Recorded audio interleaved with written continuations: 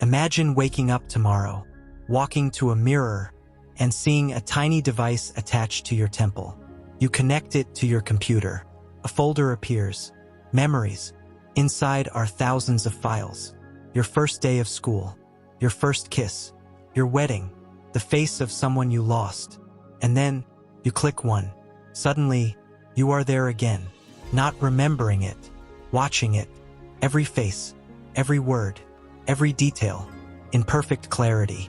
But here's the terrifying question. What happens to humanity when forgetting is no longer possible? Human memory was never designed to work like a hard drive. Every time you remember something, your brain reconstructs it. Details disappear. Others change. Every argument, every humiliation, every rejection, every mistake, preserved forever. You could replay the worst day of your life in perfect detail, and the question becomes terrifying. Can a person truly heal if the past can always be experienced as the present? Your identity is partly the story you tell yourself about your past. But what happens when the archive disagrees? You might believe, I was a good parent. Then your memory archive shows moments you forgot. You might say, I never said that. The recording says, you did. You might believe, I've changed. But the evidence is still sitting there, waiting to be replayed. Now take this technology into a courtroom. Today, a witness can say, I don't remember. Tomorrow, what if the court could subpoena the neural archive? What if lawyers could demand access to memories recorded during a crime? What if your brain became evidence? And then comes an even bigger problem. Privacy. Your phone can be hacked. Your cloud storage can be breached. But what happens when the most private information you possess isn't stored in your phone? It's stored inside your head. Imagine someone's intimate memory being leaked. Private conversation. A secret relationship. A moment of weakness. A childhood trauma. A thought you never intended anyone else to know. Today, forgetting can protect you. In a world of perfect memory, privacy itself could become obsolete. And this may be the darkest consequence of all. Forgiveness requires distance. Time changes emotional intensity. A wound that once felt impossible to survive can eventually become a scar.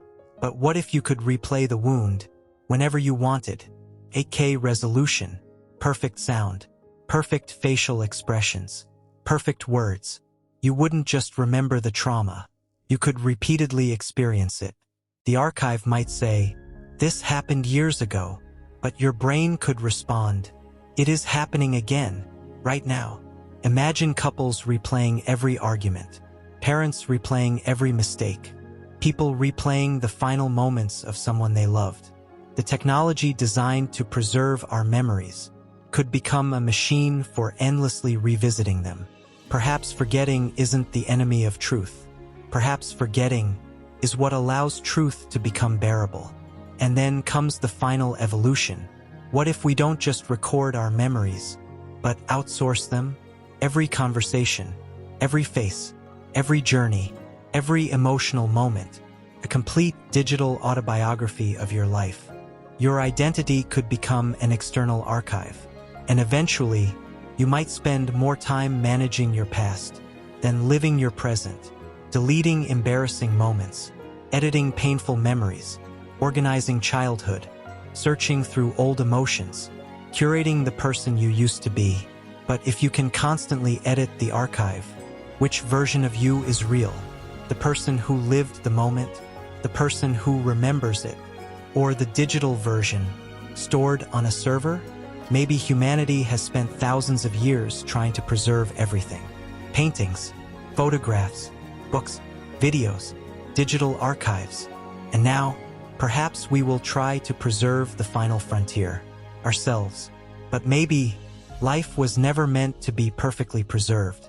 Maybe the fading photograph, the forgotten conversation, the imperfect memory isn't a flaw. Maybe it's the mechanism that allows us to grow. Because if every moment remains perfectly accessible, then nothing ever truly becomes the past. And perhaps the beauty of being human isn't that we remember everything, is that we forget enough to forgive, to change, to move forward. So if one day someone offers you a device that can replay your entire life, ask yourself one question. Would you really want to remember everything? Because the end of forgetting might also be the end of becoming someone new.